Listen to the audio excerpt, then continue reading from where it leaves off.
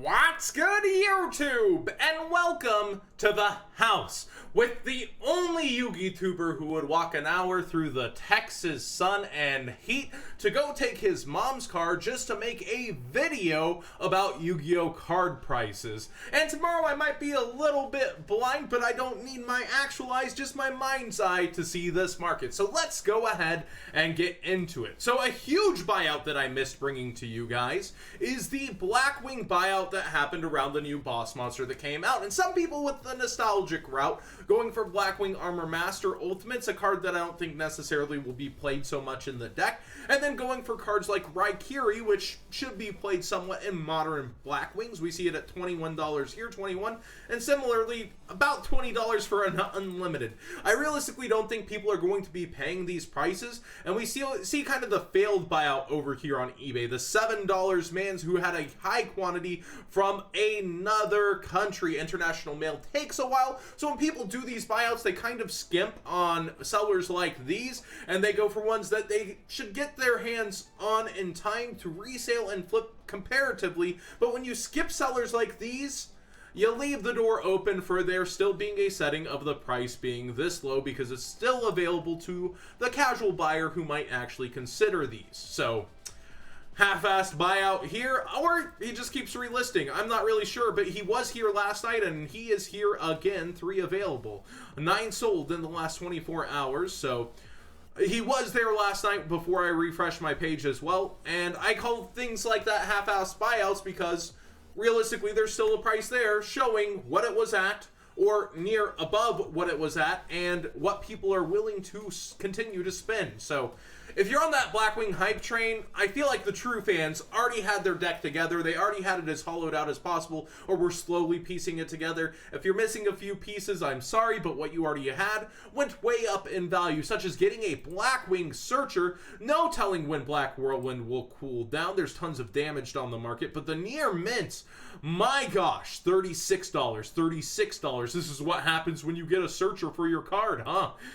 Pretty crazy. The ultra rares over here going all the way up to around 20 for the near mints as well. But if we look on eBay, super near mint already come down towards 20, and we'll continue to see the hype kind of level out and fall down. We'll see where people will actually continue buying these to finish out their decks and how excited the market really is. Competitively, that boss monster is amazing, but will it make it one of the best decks? I don't know about that one, and I'm pretty sure even with how amazing it is, I don't think it's going to be the most competitive. But you can check my video out on it. I'll link it at the end of this video for you to check out and decide on your own. But people definitely going crazy for Blackwings in 2018. It's a far cry from the deck back in the days when I used to top regionals with like Blackwings with a small Lightsworn engine.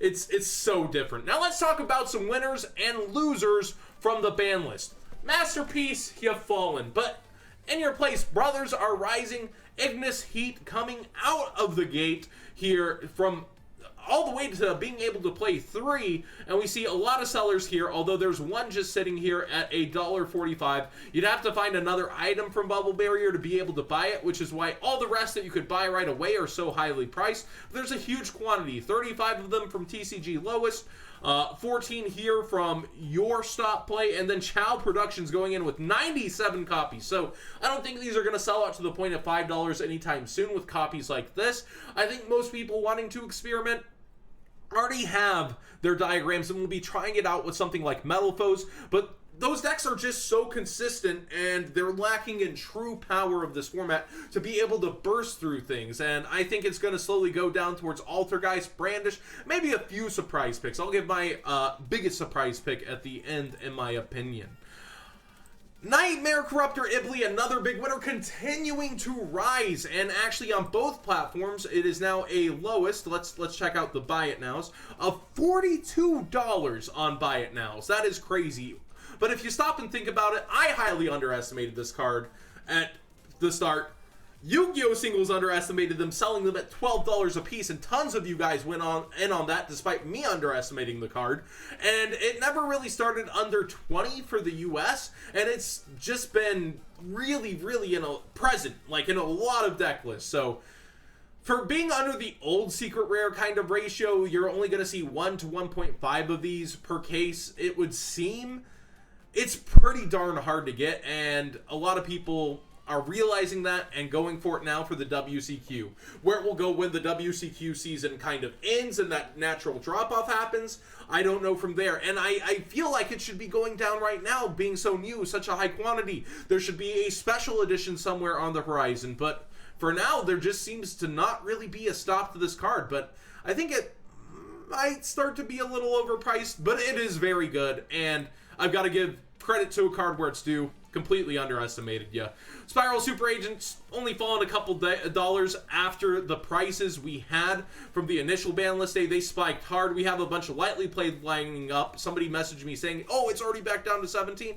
Nah, fam, it's still sticking around 21 here. Sticking around, well, actually, let's check this out. Buy it now. We might have some newer listings here.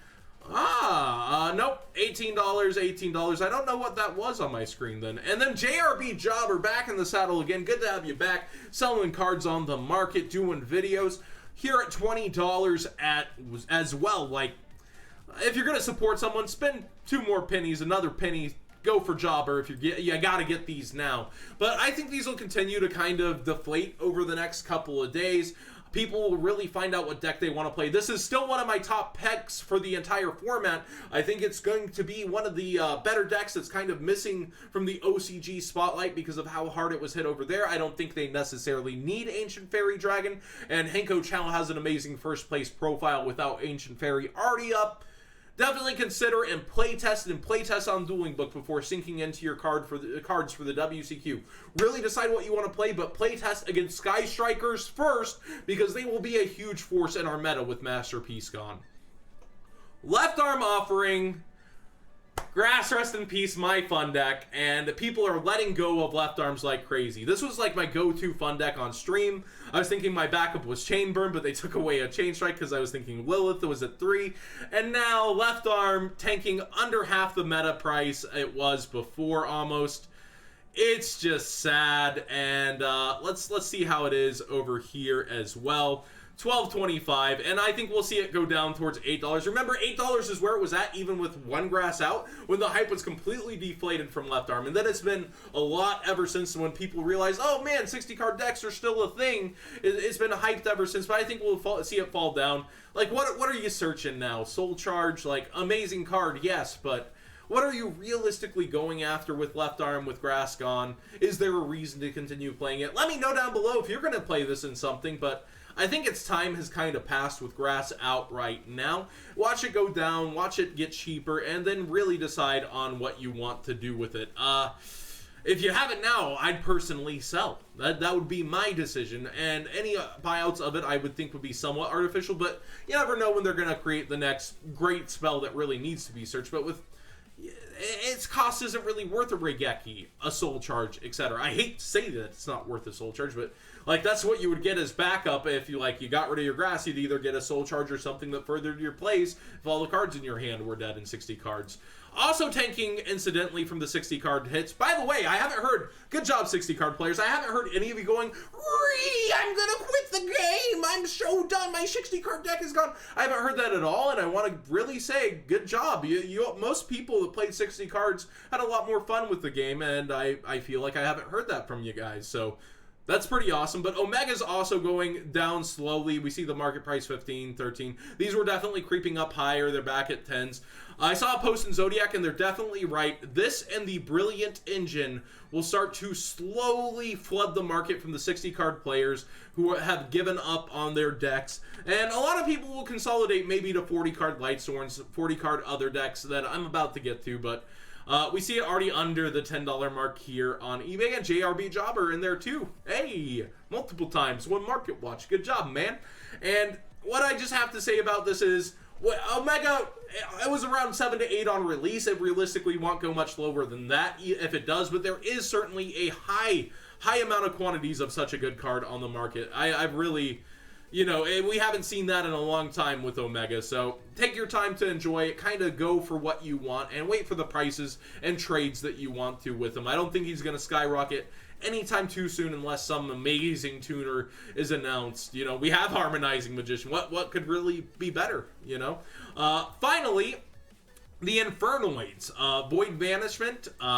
We've got Void Imagination, and I guess I did not press enter here, so let's go ahead and do that. Decatron as well. Everything just kind of falling from its market price a little bit on this deck. Of course, it was already naturally deflating, right? The darkness structure deck, our layer of darkness, didn't do for the deck as much as we really thought that it might. But in my opinion, this deck is better than what people are giving it credit for at the same time. Like, it's hard to say it's both overrated and underrated, but I definitely was naysaying this deck. Then I tried out a pure Infernoid build. I went toe-to-toe with the Brandish Maidens, aka Sky Strikers, and I had a really good time in that duel. And it is kind of Void Feast deck for the win con, so it does centralize around 1 or 2 cards, and Red Reboot's a thing if it gets real.